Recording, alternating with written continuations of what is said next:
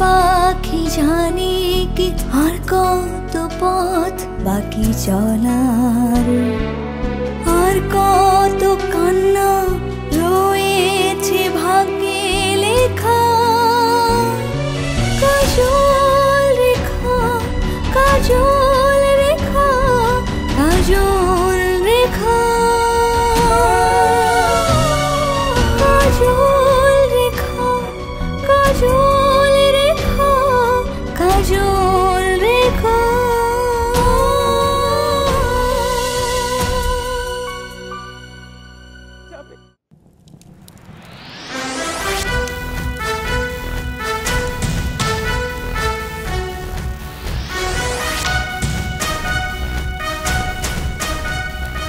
আমাকে একটু সময় দিন,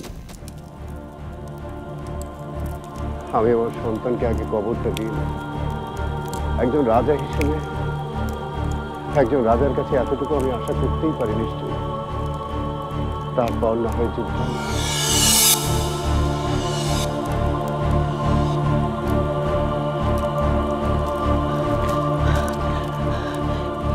এটা কোনো ষড়যন্ত্র নয় তো আপনি জান। এসব তুমি কি বলছো নূরজাহান? শোকের সময় সুলতান এখন অপ্রস্তুত, সেই সুযোগটাকে কাজে লাগিয়ে শত্রুপক্ষকে প্রাসাদে ডেকে আনা হয়নি তো? এই কথা যদি সত্যি হয় তাহলে আমি নিজেই আদেশ করব সবকিছু শেষ করে দিতে। সুলতানের দয়াকে যদি সবাই দুর্বলতা ভাবে তাহলে তাদেরকে ধ্বংস করে দিতে এই মায়ের আর বুক কাঁপবে না।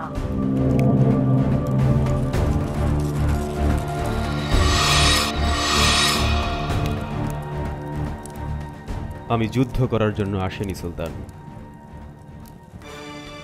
যুদ্ধবিরতির কারণ হিসেবে আপনার সদ্য হারানো সন্তানের দুঃসংবাদ আমি পেয়েছি। একজন রাজা হিসেবে আর একজন রাজার দুঃখের সমবেদনা জানানো আমার কর্তব্য বলে মনে করি। এটাই তো রাজধর্ম। আর যুদ্ধ হবে যুদ্ধক্ষেত্রে, এটা সে স্থান নয় নিশ্চয়ই। একজন বাবার কাছে তার সন্তানের মৃতদেহ সব থেকে ভারী হয়। তবু বলবো, ঈশ্বরের কাজকর্ম আমরা বুঝতে পারি না। আমি সত্যিই মর্মাহত। আর দেরি করবেন না সুলতান, কর্তব্য পালন করুন। আমিও আজ আপনার সুখে সমবেথী।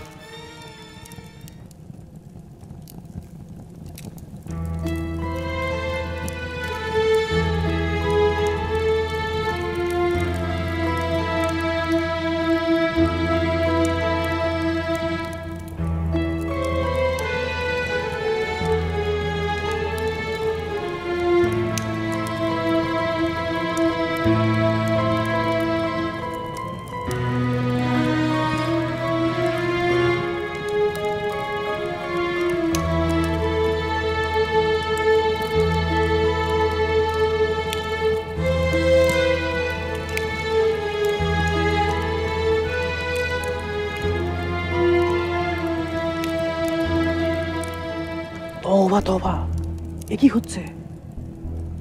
হিন্দু রাজা কিনা সুলতানের সন্তানের মৃত্যুতে প্রার্থনা করছেন।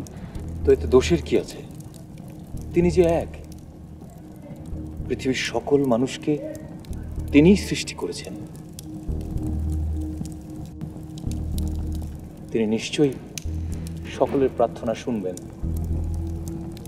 তাছাড়া জন্ম ও মৃত্যুর সময় সব মানুষ সকল সংকীর্ণতার ঊর্ধ্বে থাকে, এটা নিশ্চয়ই আপনার অজানা নয়।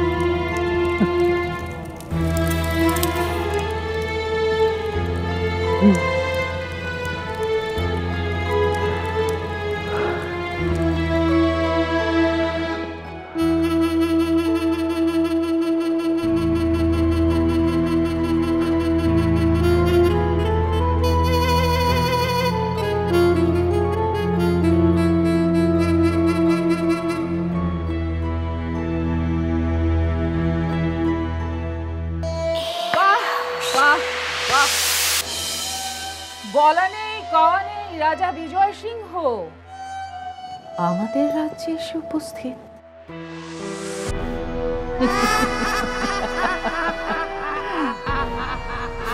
অতর্কিতে রাজা বিজয় সিংহের রাজ্যে প্রবেশ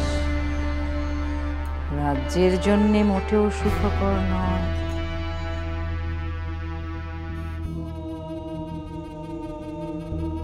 কিন্তু তিনি তো যুদ্ধ জয় করতে আসেননি, বরং তিনি যে কারণেই আসুন না কেন, এই ঘটনাটা কিন্তু আমাদের কাজে লাগাতে হবেই।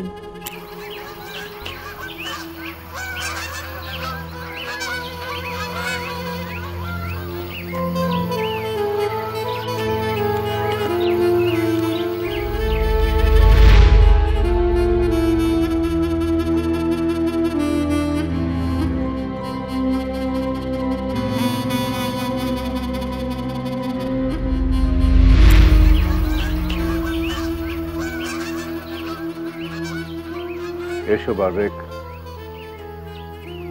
জরুরি কিছু বলবে?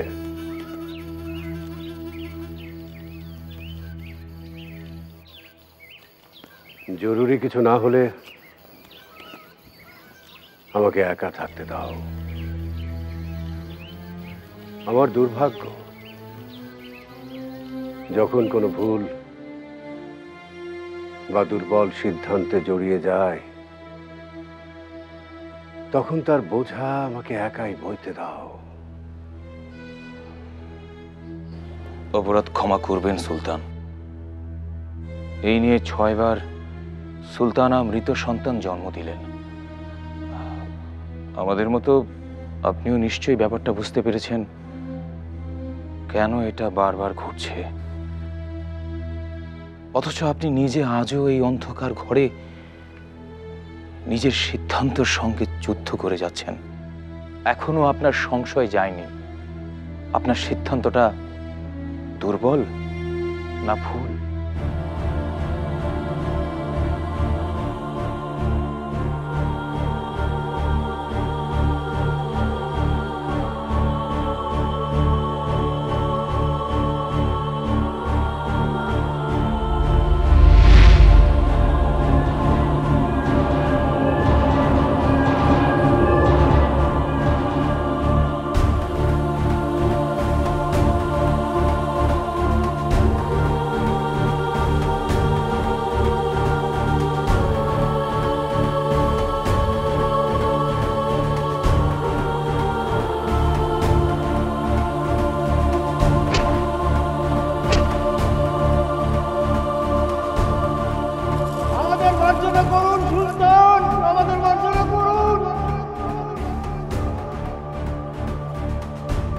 আমাদের ক্ষমা করে দিন সুলতান, আমাদের ক্ষমা করে দিন।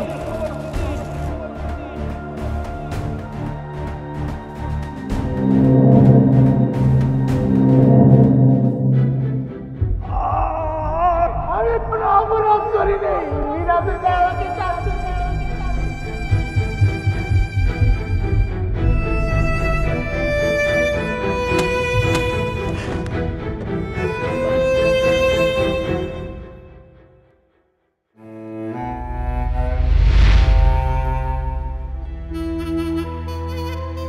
আমি জানি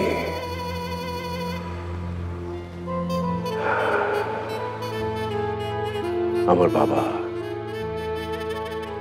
তার ষড়যন্ত্রকারী ভাইদের শাস্তি দিয়ে এই সিংহাসন কণ্টক মুক্ত করেছিলেন, কিন্তু এই সিংহাসন তাকে কোনোদিন শান্তি দেয়নি। রাতের পর রাত তিনি ঘুমোতে পারতেন না। তার ভাইদের রক্ত চারদিক দিয়ে তাকে চেপে ধরত, বিবেকের দংশনে তাকে অস্থির করে তুলত। তার চোখে আমি কোনোদিন সুখ খুঁজে পাইনি। বড় অসহায় বলে মনে হতো। না না, আমি নিজেকে এমন অসহায় দেখতে চাই না, কোনোদিন না। ভাইজান, যেভাবে শত্রুরা আস্তে আস্তে দরজা অবধি চলে এসেছে, তাতে তো মনে হচ্ছে সাম্রাজ্য টেকানোই কঠিন হয়ে যাবে। অথচ আপনারা এই ব্যাপারে কিছুই বলছেন না। ঠিকই বলেছ, সুলতানকে সবকিছু জানানো দরকার। রাজ্যের সুরক্ষা নিয়ে যদি শক্ত কোনো পদক্ষেপ না নেওয়া হয়, তাহলে অচিরেই খোয়াতে হবে সবকিছু। তার কাছে গিয়ে কি বলবেন? তোমাকে সেটা ভাবতে হবে না ইয়ামিন। ঠিকই বলেছে, কি বলবো সেটা ভাবতে হবে।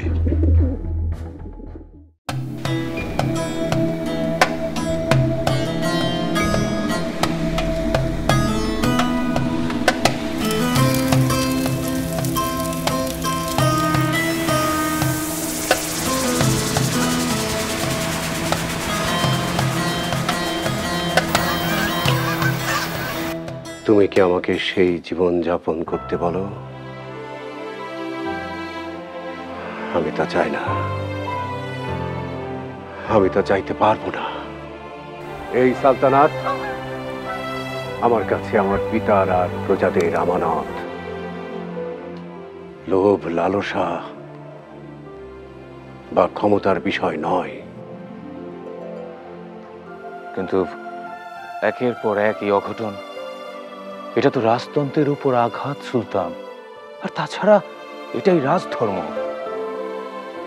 বিজয়নগরের রাজা, উদমপুরের নবাব, তারাও তো একইভাবে সিংহাসন সুরক্ষিত করেছেন। উসমানিয়া রাজবংশ, মুঘল সালতানাত, তারাও একইভাবে মসনদ নিষ্কণ্টক করেছেন। তুমি শুধু ইতিহাসটাই দেখলে,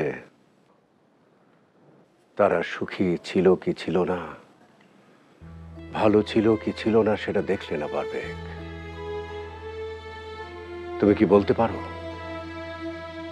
সুলতান সুলেমানের পুত্র সুলতান সেলিম তার ভাই শাহজাদা বায়েজিদকে হত্যা করে কি সুখী হয়েছিল? হয়নি। তাই সে নিজের সুখ খুঁজে পেয়েছিল শরাবের পেয়ালায়। না না না বারবেক,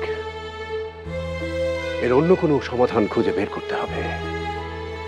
তা না হলে প্রতিশোধের ইতিহাস লিখতে লিখতে ঐতিহাসিকরা ক্লান্ত হয়ে পড়বে, তাদের দোয়াত কালি শেষ হয়ে যাবে, কিন্তু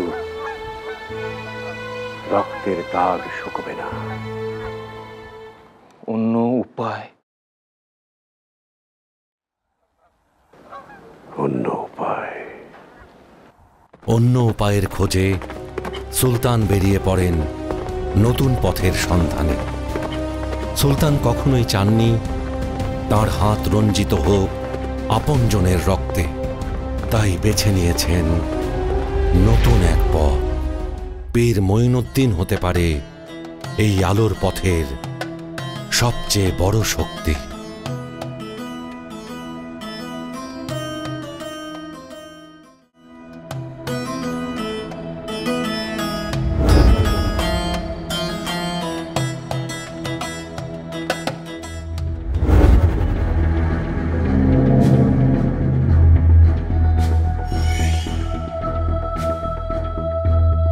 হে পরওয়ারদিগার,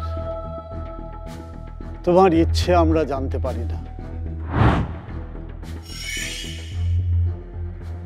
তবে এই যদি তোমার মনে, তবে তাই হোক। লা ইলাহা ইল্লাল্লাহু মুহাম্মাদুর রাসূলুল্লাহ।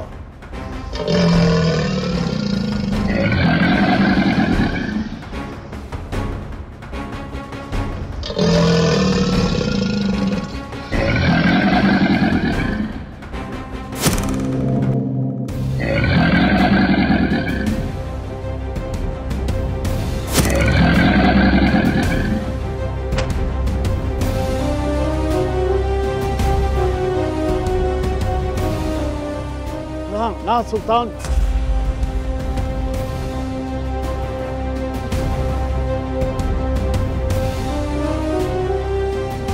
এ আপনি কি করলেন সুলতান?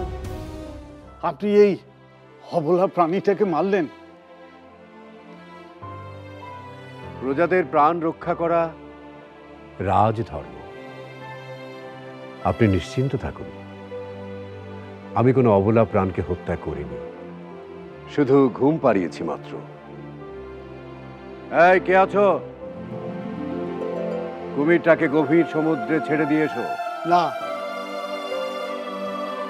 তার আর প্রয়োজন পড়বে না সুলতান।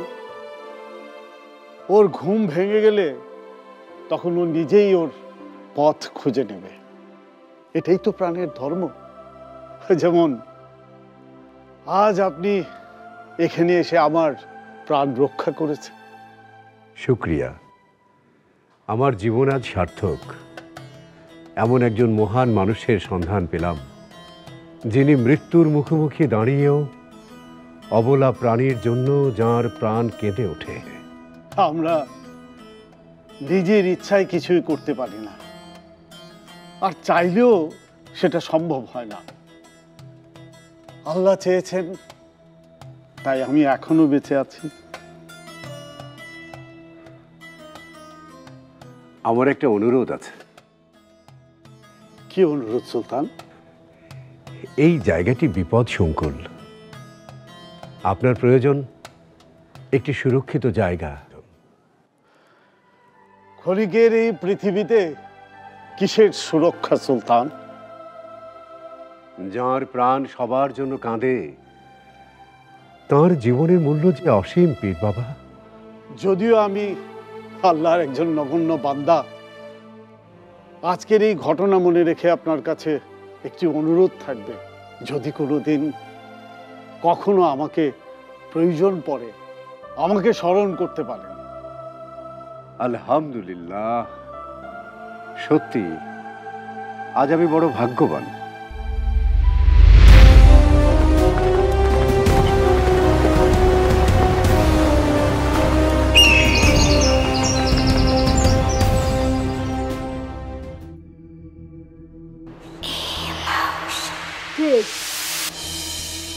বহিঃশত্রুর আক্রমণ ঠেকাতে সুলতান ব্যর্থ হয়েছেন। প্রজাদের নিরাপত্তা এতে বিঘ্নিত হয়েছে। এটা শুধু প্রজাদের বোঝাতে হবে, ব্যাস, তাহলেই